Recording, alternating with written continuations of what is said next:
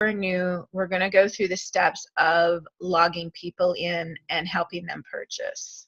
Okay, so to start out, you'll log in under your username. We also have logins on the system. However, if you guys can create accounts, I would recommend it. I think that's the way to go. So I'm going to start by clicking View Studio. When you first open up into Tula, the main screen shows that you've got all the classes that are going to be presented throughout the day. All right. The left-hand side gives you menu items to select from. We might do some of those in other training. But for today, let's just stick with checking in and purchasing classes. So if I come in and I'm about to teach my 4:30 class, I'm going to click on the name of the class. It opens up. I feel like the key thing to remember in Tula is that everything is very straightforward and pretty well designed, right? So if you need to do something, kind of look, and you don't know how to do it, look around the screen. Look for things that indicate there's a menu, things that indicate that you can do something, all right? Because they do make it very straightforward. Whenever you come into your class, it has the details at the top. It will show the people who have pre-registered. Notice that some of them are registered and have a check-in next to their name. This Dania, she's a new student, so she's never been here. She's pre-registered, but in order to add her to the system, I will need to click on Add Dania as a new person. There is the potential that Dania has used a different email address, but is already a current student. So I'm going to try really hard. I'm going to try, you try really hard not to add students that are already in the system again, okay?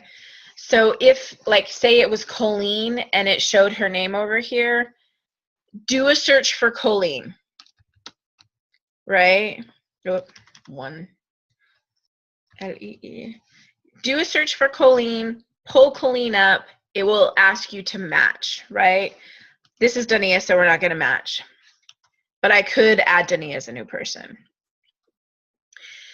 It is unlikely that you will need to add a new person to registration. Unless you are doing a workshop, this button won't be pertinent to you, but you can add somebody to registration. So if, for example, I wanted to be registered for this class, you would type in my name and select me. Okay? You can also add a new person at this point to registration. In registration, in addition to checking somebody in, right? So I come into your class, you select check in, I am now checked in. If you need to do something else, there is a menu item to the right of that person's name. So you can click on it, remove their registration, mark them as no-show, or cancel. I don't ask that you do any of these. It's not important for us to unregister people particularly. If you need to, this is how you do it. I'm going to cancel out of that and send it back. Every student has an account. If you need to understand more about what's going on with them, click on their name, right? So for example, you need to understand what's going on more with Cindy Johannesson, click on my name. Go into my account, see what purchases, what payments, what attendances, what registrations, any notes. Like, you can come in here and see what's going on with me. Also, this is a great place to add phone numbers, right? Edit, manage the credit card. If you need to put in a full credit card, manage the credit card here.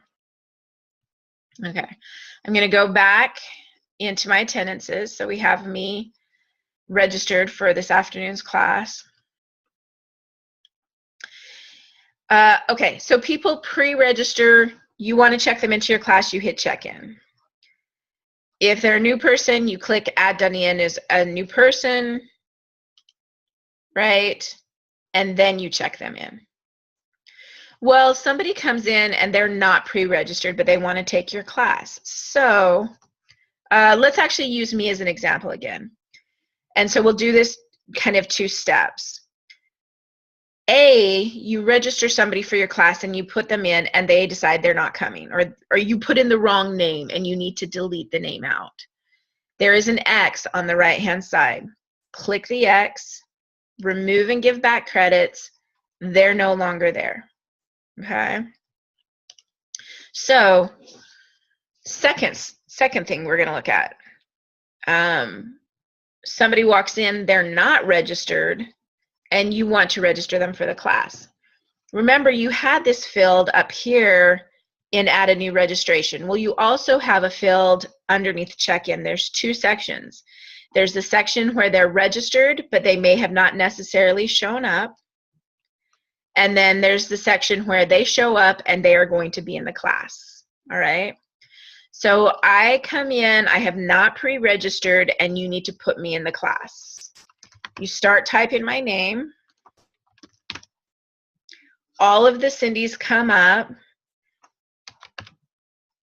You find the appropriate Cindy, click on the name, it populates the checked in part. Somebody brand new comes in and they are not pre-registered. This is the most challenging, right?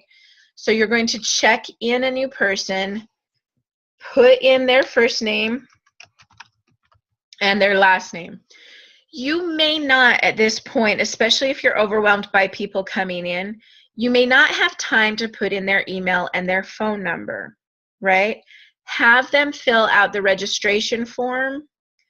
And then please, please, after your class, whenever you have new people come into the studio, I need you to then put in their phone number and make sure their email address is correct. It saves a lot of time on the other end. All right? So afterwards, maybe you come in and you type in their email.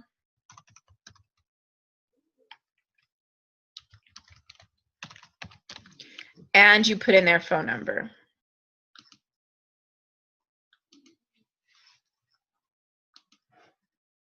All right. They went away.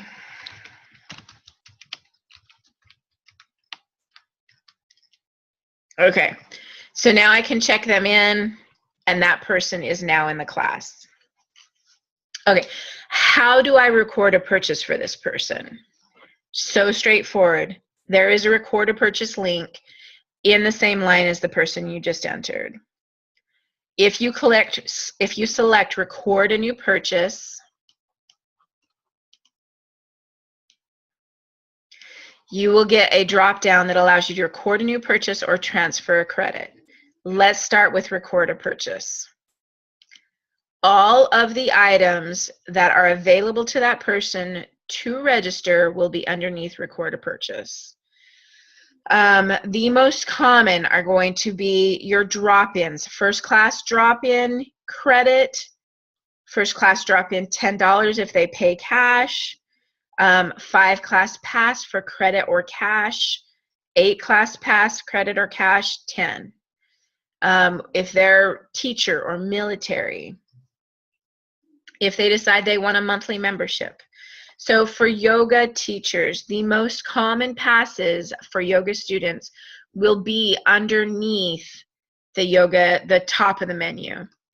Pole teachers, you're just one step below, right? Your pole classes, actually your classes are a little unique, pole teachers. Once you're in your class, the only passes that will come up are classes that are available to pole students. So you'll just select that from there. Let's go with a 5 class pass credit, okay? select the drop down, select the payment method. So they give you cash. Hopefully you know where the cash box is. If you don't, you need to talk to me and make sure you know. But they give you cash, you accept their cash, you make change, you put cash here, you select record purchase. They want credit. You can enter their credit card from here. Put in the number, put in the expiration date, record the purchase. It will show up. Their only reason that you will never use unsaved credit card. You will never use it. Don't do it. Don't, just stay away from it. Bad stuff happens here. You can use other if they're using a check. Okay, so it's either going to be cash, credit card, other for a check, redeem gift certificate. If they hand you a little cardboard piece of paper, it'll have a 4-letter code on there. You select redeem gift certificate, put that code. Okay. I do have some training on gift certificates underneath the teacher training. I recommend you take that, please. Okay, let's go back. I'm going to cancel, and so we're not going to purchase. We're not going to use cash credit for this training. Instead, let's go to transfer credit. So now test email comes in, and they are friends with Cindy Johannesson, and they want to borrow a credit from me.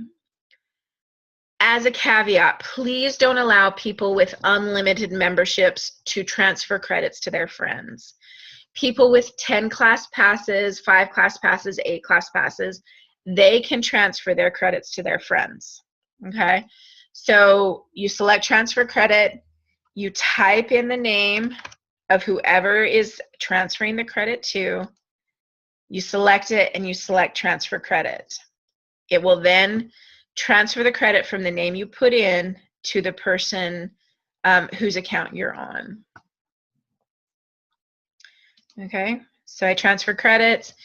It says transfer credits given by Cindy Johannesson. Okay. This, by the way, is an example of what not to do. It transferred a credit from my unlimited account to theirs. That should never happen. Since test email is a fake account, I'm going to go in and I am going to edit it, and I am going to delete this account out.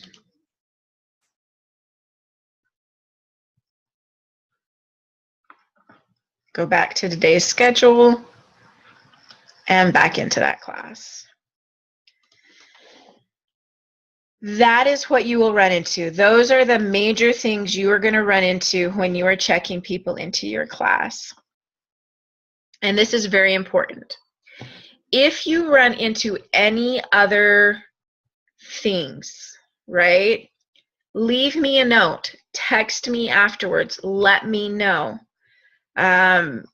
You should not be having people that you check in that don't pay. If you don't know what to do, I have no issues with that. You run into a snag, you're not sure what to do, that's fine. Text me afterwards, call me afterwards, leave me a note. If you leave me a note, leave your name, the address. No, don't leave me your address. Leave your name and the date that it happened so that I have some context of what's going on. And I have somebody to call if I don't understand the note you left for me. All right, that should be it. Thank you and have a good day.